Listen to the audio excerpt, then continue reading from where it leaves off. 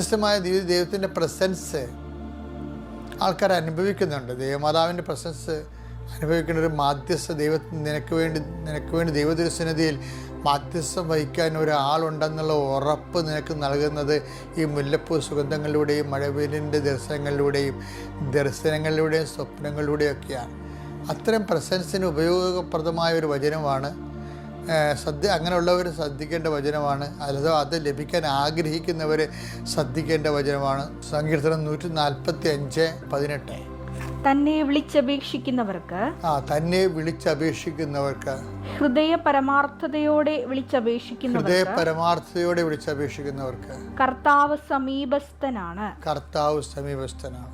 I will come with you wherever you go. നമ്മൾ എപ്പോഴും പറയണതല്ലേ, നിങ്ങൾ എവിടെ പോയാലും ഞാൻ നിങ്ങളുടെ കൂടെ അവിടെ ഉണ്ടാകുമെന്ന്. അപ്പോൾ ദൈവത്തിന് വാക്ക് പാലിക്കും. പക്ഷെ നമുക്ക് അനുഭവവേദ്യമാകുക എന്നുള്ളത് ഇറ്റ്സ് അനദർ തിങ്. ദൈവം നമ്മളുടെ കൂടെ ഉണ്ട്. ഇപ്പം കർത്താവിനെ എന്താ പറഞ്ഞത്? ലോകത്തിൻ്റെ അവസാനം വരെ ഞാൻ നിങ്ങളുടെ കൂടെ ഉണ്ടായിരിക്കും. അപ്പം ദൈവം എന്ന് പറയുമ്പോൾ അതിന് പൊള്ള വാക്കുകളോ പൊട്ട വാക്കുകളോ ഒന്നും പറയത്തില്ല. പൊയ് വാക്കുകളൊന്നും പറയത്തില്ല. അതുകൊണ്ടാണ് നമ്മൾ സത്യവേദ പുസ്തകം എന്ന് വിളിക്കുന്നത്. കർത്താവിൻ്റെ വചനം സത്യമാണ്. അപ്പോൾ അതുകൊണ്ട് തന്നെ പക്ഷേ കർത്താവിൻ്റെ 2 വാഗ്ദാനങ്ങൾ എന്താണ്? കാലത്തിൻ്റെ അവസാനം വരെ. വായിച്ചേ, മത്തായി 28:20. യുഗാന്തം വരെ എന്നും ഞാൻ നിങ്ങളോട് കൂടെ നിങ്ങളുടെ കൂടെ ഉണ്ടായിരിക്കും. അപ്പോൾ സ്വാഭാവികമായിട്ടും അത് കർത്താവ് നൽകിയ അന്ത്യവാഗ്ദാനമാണ്. പഴയ നിയമത്തിൽ ഇതേ വാഗ്ദാനങ്ങളുണ്ട്. ഉടമ്പടിയുടെ പ്രധാന പ്രമേയങ്ങളൊന്നാണ് ജോഷുവ 1:9. നിന്റെ ദൈവമായ കർത്താവ് നീ പോകുന്നിടത്തെല്ലാം നിന്നോട് കൂടെ ഉണ്ടായിരിക്കും. ഇത് ദൈവത്തിൻ്റെ വാഗ്ദാനമാണ്.